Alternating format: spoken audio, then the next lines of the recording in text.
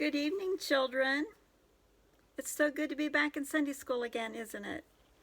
I'm so glad that we have this kind of technology that we can do that. At least we can connect this way. If we wouldn't have our social media and our phones and all, it would get pretty lonely, wouldn't it? Well, Merv and I drove to the church this afternoon, and look what I brought home. Our songbook. So let's sing the first song in the book, the one that Blake and Ziva had introduced to us that your grandma taught you. I will sing to the Lord. And we've got Rosemary. Chloe and Campbell named her after Merv's two sisters. Mary was the one who died before polio, before Merv was born. And then he has a younger sister named Rosanna. We just call her Rosie. So they suggested we name her after Granddaddy's sister, their Granddaddy's sisters. So we named her Rosemary. I think that's such a pretty name. And then we've got the lamb, and then we've got, what is he? I think he's a worm. So they're going to help us sing too. So y'all can help along. I will sing to the Lord.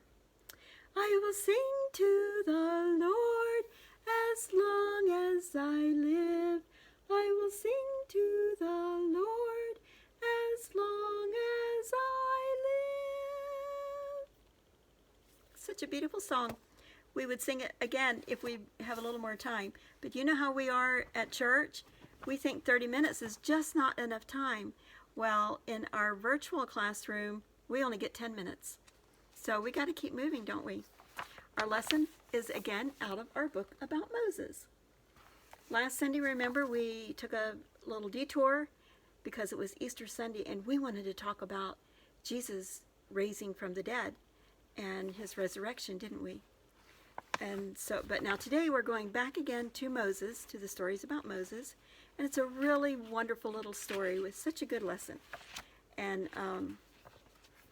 it's about Moses being weak and needing help, and he accepted help. This is a picture I'm going to show you. It's of his brother and like his best buddy, Aaron, and Hur. Aaron was his brother, Hur was his friend, one of his helpers, who helped him hold up his arms and his staff. And we'll talk about that story a little bit later.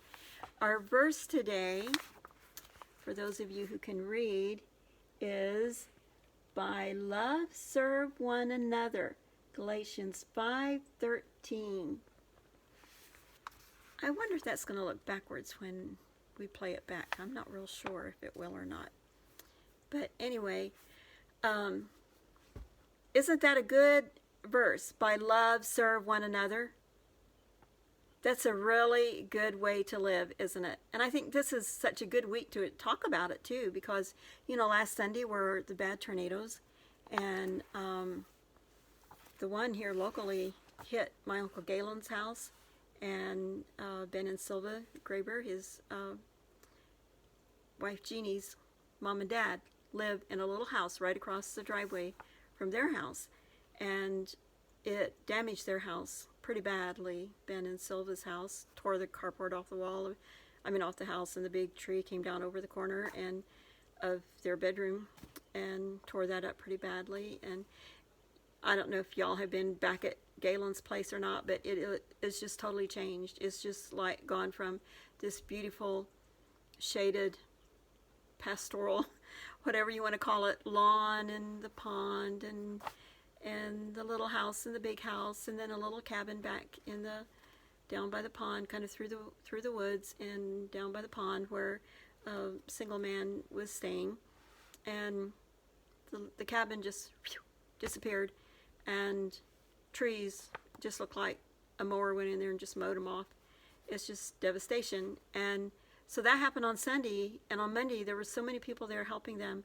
They said they fed over 50 people for lunch on Monday.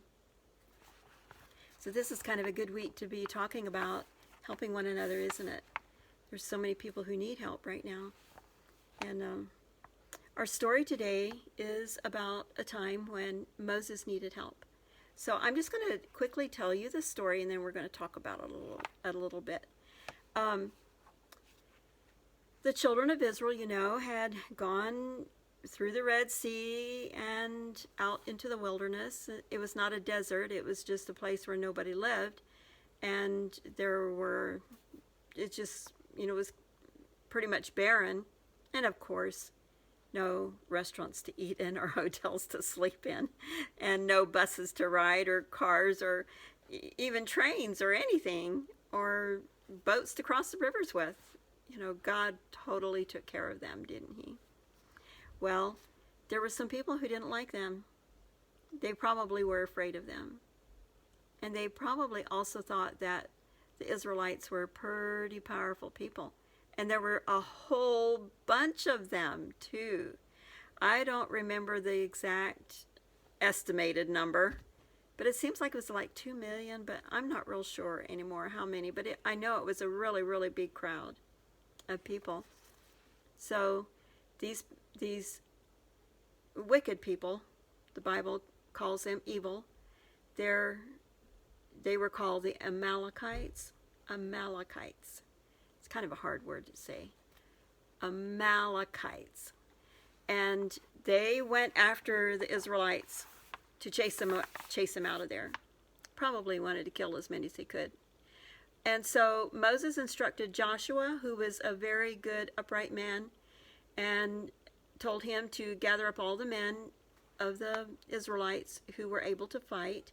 And he took them out to this place. We presume it was in a valley because Moses and Aaron and Hur sat up on a hill overlooking the place where they were fighting.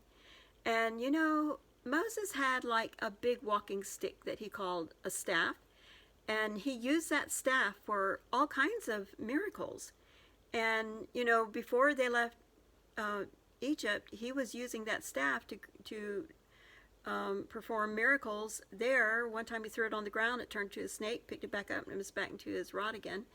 And then when they crossed the Red Sea, he held it out, and as long as he held it out, the sea went back, and they walked on dry ground through the Red Sea. And then when they ran out of water, he hit the rock with his staff, a huge old rock, and water came out. And now God was telling him to use that rod to give victory to their men who were fighting. So as long as Moses held up his hand with the rod, the Israelites were winning the battle. But after a while, his arm got tired, and he couldn't hold it up anymore. And he also was having a hard time standing. He was just so worn out. So Moses and Aaron and Hur went and got, the Bible calls it a big stone. Here in Mississippi, I'm sure we would call it a big rock, because it was big enough that he could sit on it. And they had Moses sit down on it, and Aaron stood on one side of him, Hur stood on the other side of him, and they held up his hands. And they held up his hands until the sun went down. That was a long time. But they won the battle because of that. Sometimes it's just as hard, maybe even harder, to accept help from people as what it is to help. We don't have any problem helping other people, but when other people want to help us, we're like, oh my, we don't want to be a bother. But the Bible calls Moses the meekest man, and it does take meekness and humility to accept help from other people. But that's how we want to live, don't we? Okay, I believe that's all our lesson is going to be. We don't have any time for any more. So I just appreciate y'all being here. I think we are going to sing one more song, though. And let me think. Rosanna, do you have a song you'd like to sing? She says she would like to sing When We All Pull Together. So let's sing When We All Pull Together. All together. Okay, you boys help too. Okay. When we all pull together, pull together, pull together. When we all pull together, how happy we'll be. When your work is my work and my work is God's work, when we all pull together, how happy we'll be. Okay, thank you, children.